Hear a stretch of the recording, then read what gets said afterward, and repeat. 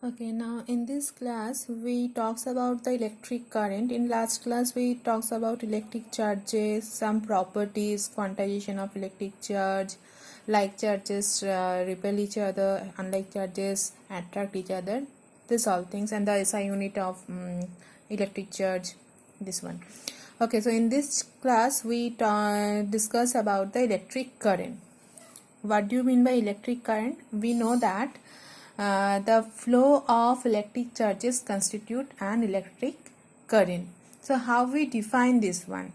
So before we discuss the electric current, we know that we have two types of substances. Mainly three types, but in class 10 we studied two types. One is a conductor, another one is a insulator, and third one is a semiconductor. Okay. So now we discuss about conductor and insulator first. What is conductor? The substances those allow the electric charges or electricity pass through it easily, and insulator does not allow the electricity or electric charges pass through it easily. So when we define the electric current, we mention the type of the substance. It is conductor or it is insulator. So when we define electric current, how we define it? The flow of electric charges through a conductor per unit time. It is very important to mention per unit time is called electric current, or it's constitute an electric current. Or we can another one definition of electric current, the rate of flow of electric charges. This rate denotes the per unit time. If you write this one, then don't mention time here. Okay, either you write this definition or this one.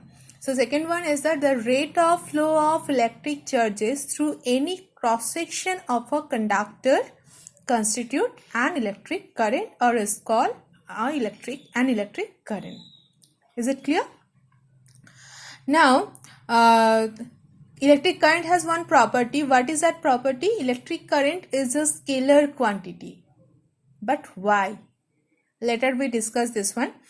Because electric current has a proper direction, this direction to this direction, and it has a magnitude. So simply we say that the electric current is a vector quantity, but no, electric current is a scalar quantity. So later we discuss this one. First we discuss the mathematical expression of electric current.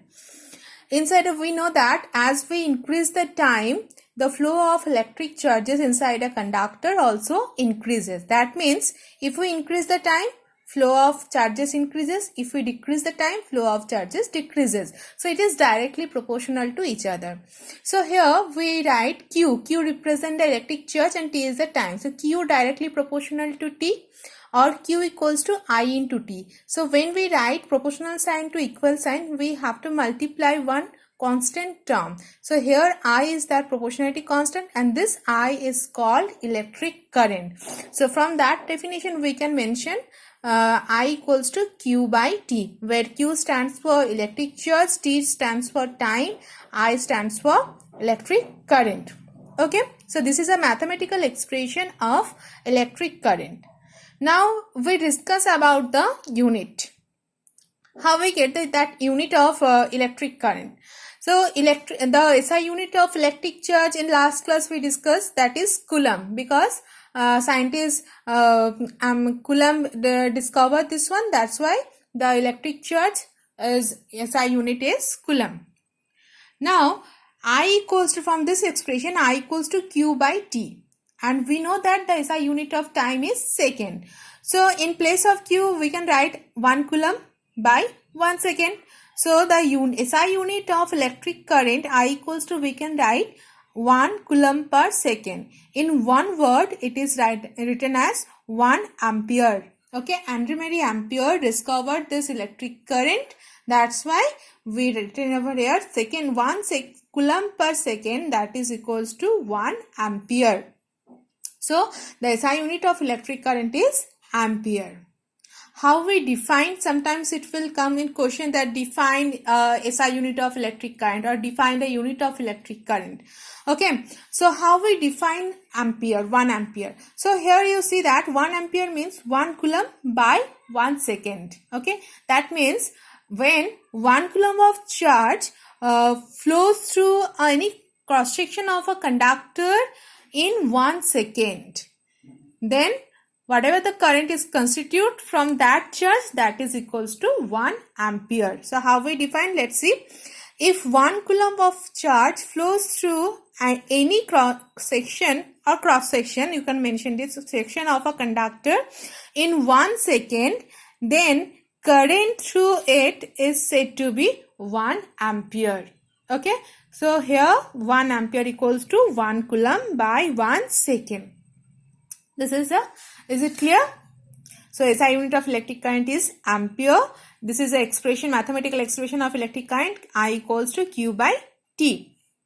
Now, as for if there is any very small amount of current is present in any electric circuit, then how we represent? Then for that condition, we represent the electric current of using this two unit, either milliampere or microampere. So there is one relationship between milliampere and ampere. 1 milliampere equals to 10 to the power minus 3 ampere, and 1 micro, this is a sign of micro, 1 microampere equals to 10 to the power minus 6 ampere. These two units, micro and milli, these two units are used for if very small amount of very small amount of currents are present inside the circuit. Then okay, one is a milliampere, this is a microampere. Now that one property we also discussed, that electric current is a scalar quantity. That is a scalar quantity. Okay, but why? Okay, in class 11 you studied some properties of vector. You know that what is a vector quantity and what is a scalar quantity. You know this one. Vector means both have the magnitude and direction, but scalar only have the magnitude. But electric current is a scalar quantity. Why? Those are the vector quantity, they obeys the law of vector addition. There is a 3 laws of vector addition. One is a triangle law, polygon law and parallelogram law. These 3 laws of addition, those are the vector quantity. They obeys the vector law of addition, not the simple algebraic addition. But in case of a electric current, they obeys or they follows simple algebraic addition. That's why the electric current is a scalar quantity. Let's take one example. Suppose this is the 2 wires. This is one wire and this is another one wire. So here 1 ampere current flows through this first wire and this is a 5 ampere. Now these 2 wires join together with another one. So what is the net current in this third wire? So simply we add 5 plus 1, that is a 6 ampere. So this is a simple algebraic addition. Okay, not the vector addition. That's why electric current is a scalar quantity.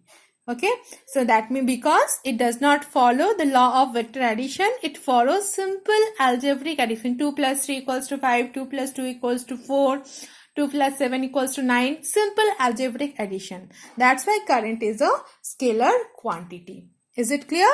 Thank you.